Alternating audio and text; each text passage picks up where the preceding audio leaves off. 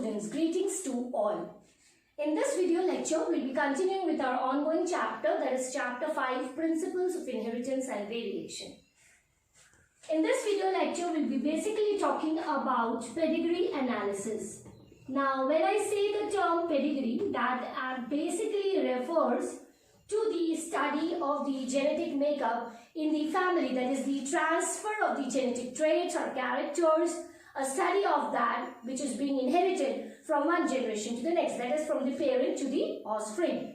So, the analysis that refers, so pedigree analysis, it is construction or a mathematical creation of using symbols, creation of a family tree so as to study the genomic sequence which exists in a particular family, and that is used so as to trace out the presence or the possibility of any genetic disease like thalassemia, sickle cell anemia, so that one could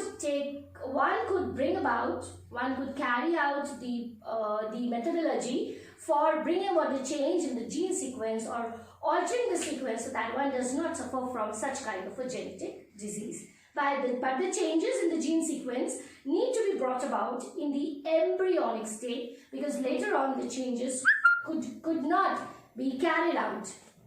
So we'll be talking about the pedigree analysis that is basically done so as to carry out the study. So it's a very important tool so as to carry out the study of the genomic sequence which exists in the family, and it is also a very important tool to determine the presence or the existence of a genetic disease if it is there in a particular family.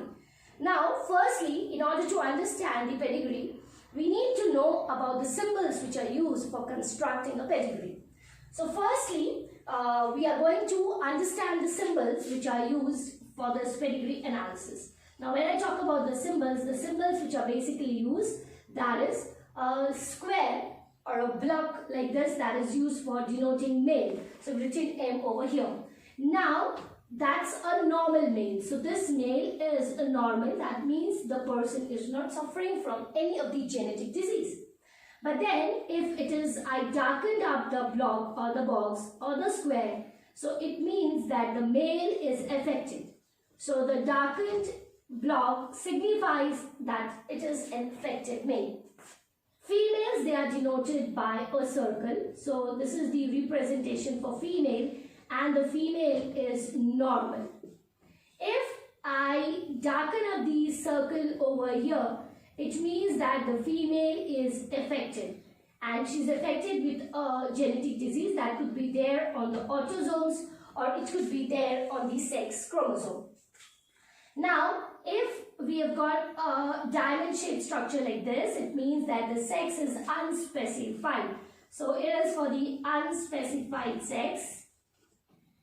If we have got the structure having 5 in the center, that refers to 5 offsprings, production of 5 offsprings by a couple, and all of them are unaffected. So they are not suffering from, or they are not carrying the gene for any genetic disease, whether that is a dominant or whether that's recessive in nature. If I make a circle having a dot in the center, that signifies carrier female. Now when I use the term carrier female, so that is for X-linked disease. Now the male can never be a carrier for a particular disease.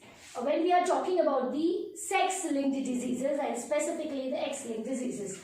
This is because when I talk about a female, the genetic constitution is she has got an X and an X chromosome. Whereas when we talk about the male, they've got XY. That means they are heterogametic in nature and the chromosomal constitution is X and Y. So the male, they've got just one X chromosome and one Y chromosome. And if they carry the genetic disease or they have got the gene for the genetic disease, on the X chromosome it will be marked like this. If it is present in the Y chromosome, it will be marked, it will be denoted like this. And if suppose the gene for the particular disease is there on the Y chromosome, then in that case the son will inherit the disease. But if the female which is born, she is having the X chromosome of the father and it is the affected one, then in that case the daughter child will also have the particular disease if she carries this X chromosome.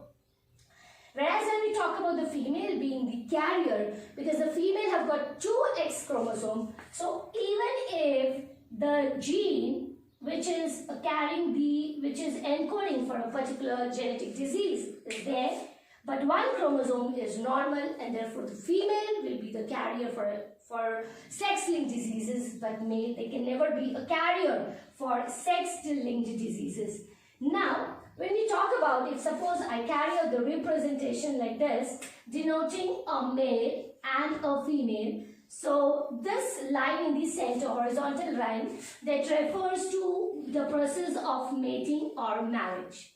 If there is a male and a female and I have drawn 2 horizontal lines that refers to consanguineous mating. So that refers to marriage between relatives. So if the marriage is carried out between the relatives, then that is referred to as consanguineous mating.